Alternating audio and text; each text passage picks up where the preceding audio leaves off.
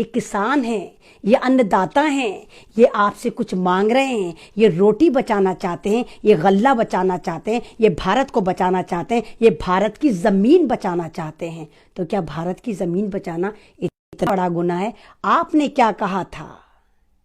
क्या कहा था मोदी जी आपने कि भारत आपका है, आप इसको बिकने नहीं देंगे। और आपने क्या करा? आपने पूरा भारत बेच दिया। अब तो आपने अंबानी की पीठ में भी छुरा घोंप दिया मोदी जी। आपने अंबानी के साथ भी गद्दारी कर दी मोदी जी।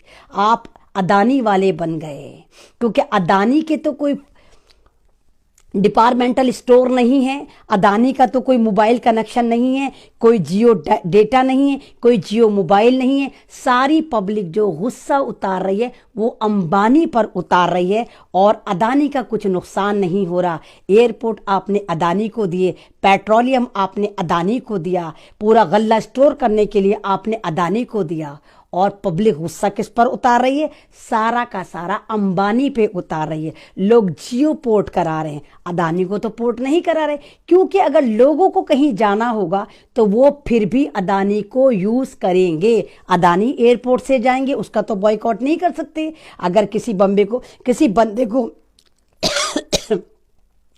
जयपुर जाना है, कहीं और जाना है, बॉम्बे जाना है, लखनऊ जाना है, तो वो एयरपोर्ट के थ्रू जाएगा। तो अंबानी जी का बड़ा नुकसान कर दिया मोदी जी ने। इस वक्त लगभग 3 करोड़ जियो लोग पोर्ट करा चुके हैं, छोड़ चुके हैं। सारा का सारा बहिष्कार करा जा रहा है अंबानी हाउस का। तो आप दुआ करें कि अंबानी को भी अकल आ जाए और उसको समझ में आ जाए कि मोदी जी ने, बीजेपी ने सबसे बड़ी गद्दारी अंबानी ग्रुप के साथ करी और पूरा भारत उठाकर अडानी को दे दिया, क्योंकि अडानी इनके लंगोटिया यार हैं।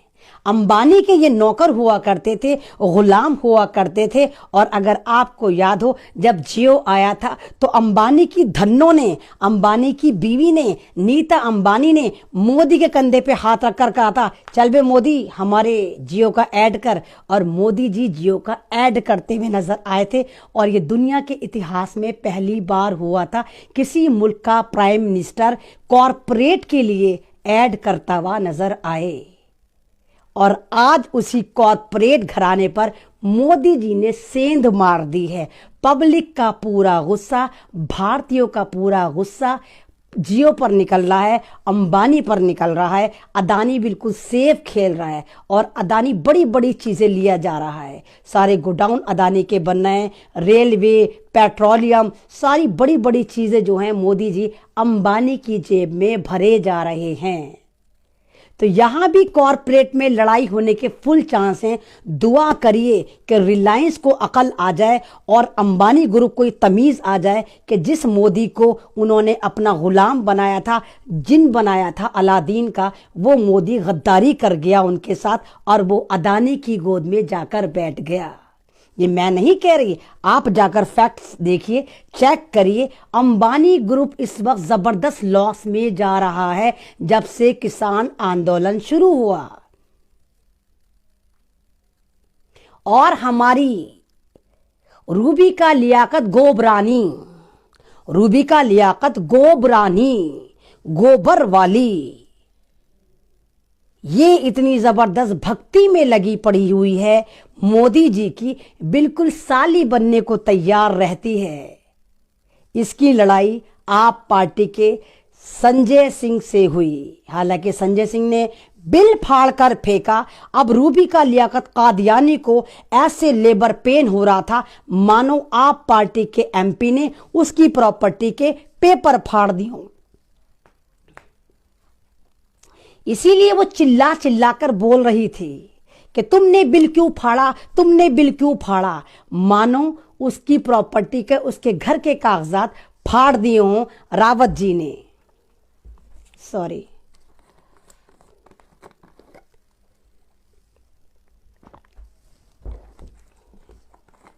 जबकि ये वही आप पार्टी है, दिल्ली की आप पार्टी, केजरीवाल की आप पार्टी, जिसने 13 नवंबर को भारत की पहली स्टेट दिल्ली में ये बिल नोटिफाई करा था, ये किसान विरोधी बिल नोटिफाई करा था। इन्होंने नोटिफाई तो कर दिया, स्टडी इन्होंने करा नहीं था। जब इन्होंने इसको स्टडी करा और इनको समझ में आया कि अगर हमने, दिल्ली वालों ने, आप पार्टी ने किसानों के साथ गद्दारी करी तो पंजाब के इलेक्शन में पंजाबी हमें नाक को चने चबवा देंगे, वहां से हमें खदेड़ देंगे। तो केजरीवाल ने स्टडी करा और दूसरी स्ट्रेटेजी लेकर आए कि इस बिल को हम सदन में फाड़ देंगे ताकि हमारा 23 नवंबर वाला पाप जो हमने इस पे स्टैंप आउट करा था, इस बिल को नोटिफाई करा था, वो धुल जाए। तो बिल संजय जी से फड़वाया गया। तो रूबिका लियाकत गोबरानी, क्योंकि उसने वाली वीडियो देखी थी कि जब केजरीवाल ने इस बिल को नोटिफाई करा था और भारत की 29 स्टेट में पहला स्टेट बना था दिल्ली जिसने इस बिल को माना था। तो केजरीवाल साहब को हार नजर आई पहले ही कि पंजाबी हमें नहीं छोड़ेंगे और ये वहां पर पंजाब में अपने पैर जमाना चाहते हैं, इसलिए सदन में वो बिल फाड़ कर फेंक दिया गया। लेकिन रूबिका लियाकत गोबरानी की जो बेइज्जती हुई है वो इतिहास में कभी नहीं हुई होगी। वैसे तो इनको बेगैरतों को बेइज्जती की आदत हो जानी चाहिए, क्योंकि ये तो पैदा ही बेइज्जत के लिए हुई हैं। या तो इंसान इज्जत कमा ले या जिल्लत से पैसा कमा ले। तो इन हराम खोरनियों ने जिल्लत वाला पैसा कमाया, भारत को रिप्रेजेंट नहीं करा, यहाँ की पब्लिक को रिप्रेजेंट नहीं करा, यहाँ के मुद्दों को रिप्रेजेंट नहीं करा, यहाँ के लोगों को रिप्रेजेंट नहीं करा, भारत के जुल्म को रिप्रेजेंट नहीं करा।